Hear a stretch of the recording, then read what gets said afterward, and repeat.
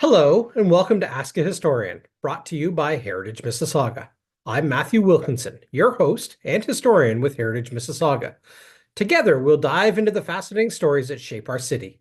Remember, you can send your questions to history@heritagemississauga.org and help us explore more local history. Don't forget to like, subscribe, and follow us, and stay connected with Heritage Mississauga's programs and events. On today's episode of Ask a Historian, we'll be sharing 4 interesting links to early Irish immigrants who left their mark on historic Mississauga, leading up to St. Patrick's Day. Our first story today involves a lady whose obituary or epitaph read the Grand Old Lady of Erindale. It's a little bit of a mystery. It's a wonderful obituary, a surname that has multiple spellings, and children who were baptized into 2 different faiths at the same time. Certainly, a little bit of a story to be explored. Catherine Dinan, that's originally spelled Dinan, Catherine Dinan, was born in County Clare, Ireland on February 16th of 1844. At the age of 3 in 1847, and during the early years of the Irish potato famine, Catherine crossed the Atlantic Ocean with her family in search of a better life. Her parents were Maurice and Catherine Dinan. The family consisted of siblings Timothy, Bridget, Mary, Catherine of our story, and John. Sadly, Timothy, Bridget, and Mary all died in 1847. It is believed they either died during the crossing or at the quarantine station at Grosse Ile. Another brother, John, died at the age of 8 in 1856. So certainly a lot of tragedy befell the Dinans upon their crossing to Canada.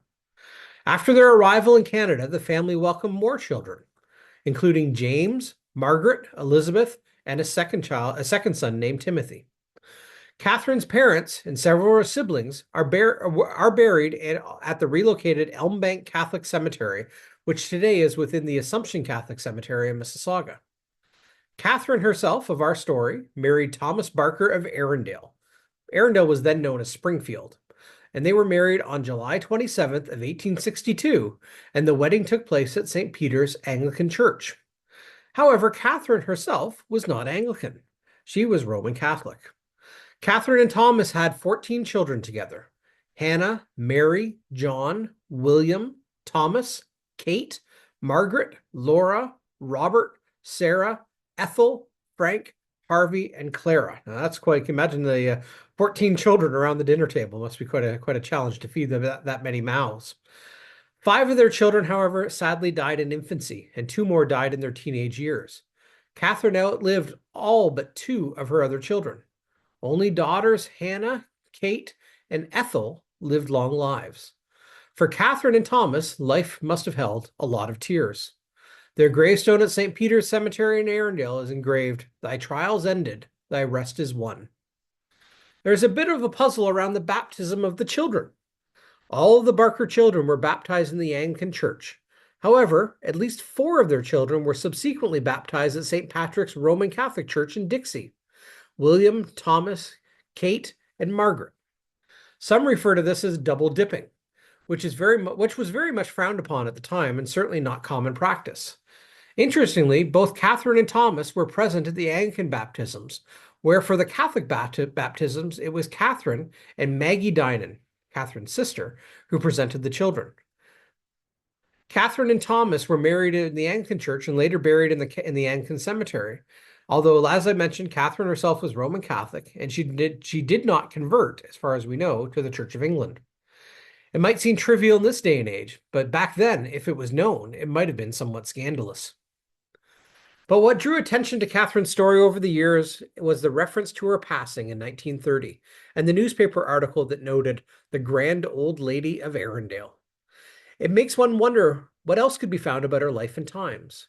For many years, my own mother explored her story. You see, Catherine was my own great-great-grandmother, although my mother never met her. We lived in a house that Catherine had once lived in, and we were down the street from the house where she spent the last years of her life. Catherine was so fondly remembered in Erindale that 40 years later, her former house was still referred to as the Barker House. Catherine herself lived much of her adult life in the Erindale area. The family was first engaged with farming. Their farm was near the town line of in Trafalgar, which is Winston Churchill today, and they later moved to a farm along Dundas Street near what is now Mavis Road. Thomas, her husband, was also engaged in labor on construction sites, such as hauling the bricks to build a new site for the St. Peter's Rectory in 1861. Thomas passed away in 1908, and the family left the farm. Catherine came to live in Erindale village itself, close to her son John Morris Barker, who ran the general store. The Barker family was hit hard in the Great Erindale Fire of 1919, losing their store, livery stable, and house. A new store and house were built in 1921. Catherine's beloved new house on what is now Mindemoya Road in Erindale Village became a gathering place for family, friends, and the community. She was a founding member of the Hearts and Flowers Committee of the Erindale Women's Institute, of which she was a charter member. The committee welcomed new residents in the community. The custom, according to the Barker family, included a gift of rhubarb pie. It was something of a thing in Erindale Village. And with helping mothers care for young children, Catherine became known locally as a healer, someone to go to when the doctor was not available or affordable. Her house was an open door of sorts, where visitors, neighbors, and family were always welcome. Catherine was also extremely proud of her Irish heritage, and it was something that became more entrenched as she aged. She was known to keep an immense shamrock plant in her house. Every St. Patrick's Day, she would have all her grandchildren living nearby come to her house in the morning before they went to school or church, where she would pin a few sprigs of the shamrock tied with a green ribbon on their lapel, and would tell them, "Never forget you are Irish." Catherine was said to have one of the largest vegetable gardens in the area, and insisted on growing all of her own fruits and vegetables, much to the consternation of her son, John, who ran the general store. A neighbor, Mary Kay, remembered, "She was just a little bitty thing, but she could do anything." Catherine passed away on June 3rd, 1930. She was laid out at the foot of the stairs in her home, and family and friends gathered for one last time in her well-loved parlor to say goodbye. Catherine was buried at St. Peter's Anglican Church in Erindale on June 7th of 1930, and the minister noted in the church records at the time of her death that she had a very large funeral. 6 of her grandsons were pallbearers. A newspaper account read, "The grand old lady of Erindale and the matriarch of the village, Mrs. Catherine Barker, who died here in her 87th year, was carried to her last resting place at St. Peter's Anglican Church today by her 6 grandsons." Catherine also left us one last mystery, the spelling of her maiden name. She was born a Dinan, D-I-N-A-N, and recorded it as Dinan in official records. And family members also used the name Dinan. But for reasons unknown, Catherine chose to spell her name Dinan, D-Y-N-N-A-N, which is what is etched on her gravestone. She did not pass down the reason why, nor did others carry on that particular spelling.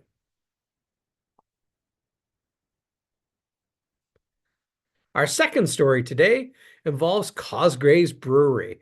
What better thing to do on St. Patrick's Day than to cheer a glass of beer to your friends and neighbors and wish one good health? But Cosgrave's Brewery was one of the very first official breweries to be established here in historic Mississauga, and it was established in 1857. It was founded by Patrick Cosgrave. Born in Ireland, Patrick emigrated to Canada at the age of 38 and settled, at first, in historic near Mississauga, near the hamlet of Pucky Huddle, which was around the modern intersection of Burnhamthorpe Road and Tompkin Road. In 1857, together with a partner named John Moss, Patrick established Cosgrave Brewery at Pucky Huddle, which specialized in strong Irish porter. What better thing can you think of at St. Patrick's Day than a glass of strong Irish porter? It lasted for about 6.5 years at Pucky Huddle, but like many of the time, as the business grew, it was drawn to more populated areas.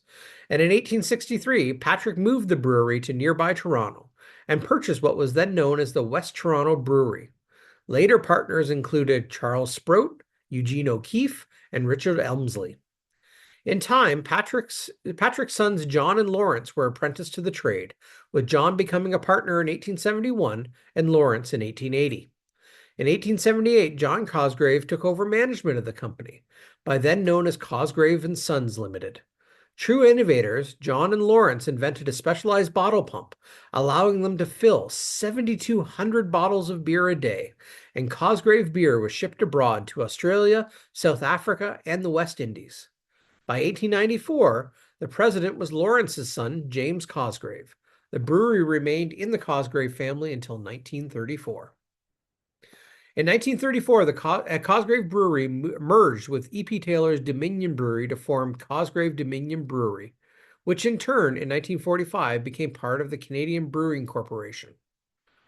But from 1857 until 1863, Cosgrave's Brewery was located right here in historic Mississauga, founded by Irish immigrant Patrick Cosgrave, specializing in strong Irish porter, and operated under the Cosgrave name and family until at least 1934. Our third story today connects to St. Mary's Roman Catholic Cemetery in Port Credit. One of the strongest reminders on our landscape for several Irish families can be found with St. Mary's Star of the Sea Roman Catholic Cemetery in Port Credit, particularly given its visible presence along a major route of transportation. For many years, Catholic residents in the Port Credit area had to travel farther afield for church and cemetery needs. The earliest established Catholic parish to serve the Port Credit area, or I guess historic Mississauga in that sense, was St. Patrick's Roman Catholic Church in Wildfield near Toronto Gore in 1829. In the early 1830s, a new Catholic church and cemetery were established near Malton along the Fifth Line. The mission was known by several names over its close to 100 years of existence. The Fifth Line Church, Elm Bank, St. Bernard's, St. Patrick's, St. Kevin's, St. Peter's, and the Sacred Heart. In the 1850s and 1860s, people are noted to have traveled from as far away as Port Credit to attend Mass up on the Fifth Line. In time, other Catholic churches were established, all with strong Irish Catholic connections. The roots for a Catholic congregation in Port Credit date back to 1862, when an Irish priest, Father William Flannery, is noted as organizing a congregation in Port Credit. In 1866, this fledgling congregation was part of the new Dixie Parish, St. Patrick's Dixie, although the older Church of Elmbank continued as well. Property for a church and cemetery in Port Credit was acquired by the Roman Catholic Episcopal Corporation in 1870, and burials started as early as 1872. The consecrated burial grounds, originally consisting of 3/4 of an acre, were officially blessed on September 19th of 1875. As the Catholic congregation in the Port Credit area grew, they met in a house that was located adjacent to the cemetery. According to the archives of the Roman Catholic Archdiocese of Toronto, the first church may have been known as Mount Carmel Chapel, but it is unclear if this refers to a church-specific building or to the congregation itself. In 1880, a church was built and christened St. Mary's Star of the Sea Roman Catholic Church and was located immediately to the west of the cemetery. The church remained part of the Dixie Parish until 1913, when Port Credit became a parish unto itself. In 1880, the 1880 Church of Port Credit was replaced in 1952 by the present St. Mary's Star of the Sea Roman Catholic Church. The old church survived until 1976, when it was torn down. The cemetery itself, right next door, did not have a formal plan for interments, and over time, this lack of coordination created an uncertain plan for the property. In 1918, it was decided that the cemetery would be closed, and a new cemetery was established nearby on Dixon Road. The old cemetery in Port Credit continued to be in service until 1923, at which time it was estimated that there were approximately 600 burials.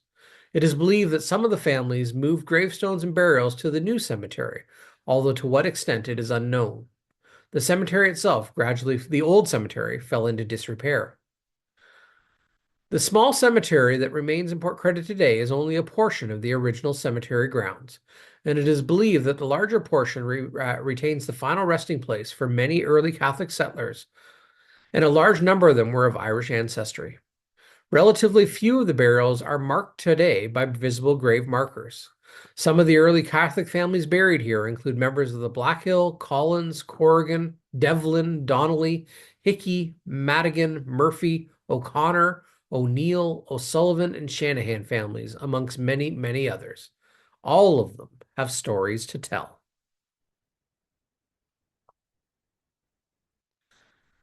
Our last story today involves a road name, a little laneway name in the Lorne Park area called Burns Lane. Burns Lane is somewhat unique in Mississauga, a short rural laneway only recently paved, leading to only two private properties that are quietly tucked away from view from the primary thoroughfare of Indian Road. The lane itself has been there for generations and dates to at least 1923, long before Mississauga came to be. It's named after the Burns family. Peter Burns, who lived between 1840 and 1890, was from County Roscommon in Ireland. While we do not know when the Burns family emigrated to Canada, in 1855, Peter's father Andrew died in Streetsville. In 1861, Peter married Elizabeth Eliza Miller, who lived between 1844 and 1919. It is interesting to note that Peter was listed as a Roman Catholic in religion, while Eliza was a member of the Church of England. Their marriage was at a time when unions between Catholics and non-Catholics were somewhat rare. In 1871, Peter and Eliza, together with their children, were living in Port Credit, where Peter was employed as a sailor. Peter and Eliza's family grew to include at least seven children: Andrew, William, John, George, Mabel, Lily, and James. According to the census, the children were raised Catholic. Eldest son, Andrew Burns, initially followed in his father's footsteps as a sailor. In 1888, Andrew married Margaret Isabel McGill at St. Peter's Anglican Church in Erindale. By the time of the wedding, Andrew was listed as a member of the Church of England and no longer Catholic. Andrew's wife, Margaret, was the daughter of Eliza and James McGill of Lorne Park. By 1891, Andrew had given up sailing and was operating a small market garden farm in Lorne Park. In 1903, Andrew was able to purchase 8 acres of land from his wife's mother, and they established a small farm along the south side of what is today Indian Road. Andrew and Margaret had 7 children: Andrew James, Mary Elizabeth, Orange Edwin, William Frederick, Lavina Myrtle, Olive Emmeline, and Leroy Alexander. In 1921, after serving in the First World War, Orange Burns married Bertha Alice Lemon of nearby Erindale. In 1922, Orange's father, Andrew, gave small lots to his children, Orange, Fred, Myrtle, and Roy. In 1923, a right-of-way was formally established to give access to these 4 lots, connecting to Indian Road past the power line. This right-of-way that connected to the small properties given to the four children became known as Burns Lane. Perhaps the best-known resident associated with Burns Lane was Orange Burns himself. Orange was a laborer who was recalled as being a hard worker who took on all manners of work to make ends meet. On his lot, and within the adjacent hydro corridor, Orange planted fruits and vegetables, including raspberries, potatoes, carrots, and rhubarb, which the family sold.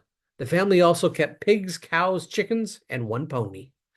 Orange operated a cartage business, transporting produce from other farmers to markets in Toronto. Orange and his wife Alice raised 5 children: Evelyn, Laura, Raymond, George, and Toby. Orange was described as a remarkable and likable man, always rushing here and there, busily working, and like a fresh breeze blowing through, brightening up the spirits of the people in the house. Orange died relatively young in 1951, and the community gathered at his home on Burns Lane to pay their final respects. He was laid to rest in Spring Creek Cemetery on Clarkson Road, along with many other members of the Burns family. Although Orange's house on Burns Lane no longer remains, the narrow country lane that once led to his home and connects to earlier history of his father's property remains and still carries the family name to this day. And that is the story of Burns Lane in the Lorne Park area.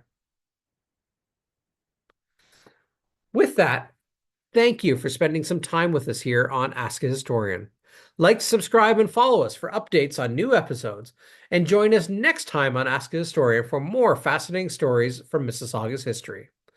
And join us for future events coming up that you'll find on our social media channels and on all the announcements coming up, including future episodes of Ask a Historian. And if you haven't had a chance to see it yet, check out our new comic, which was launched only a couple of weeks ago, called Legend of the Museums, and is available for free at pickup here at Heritage Mississauga.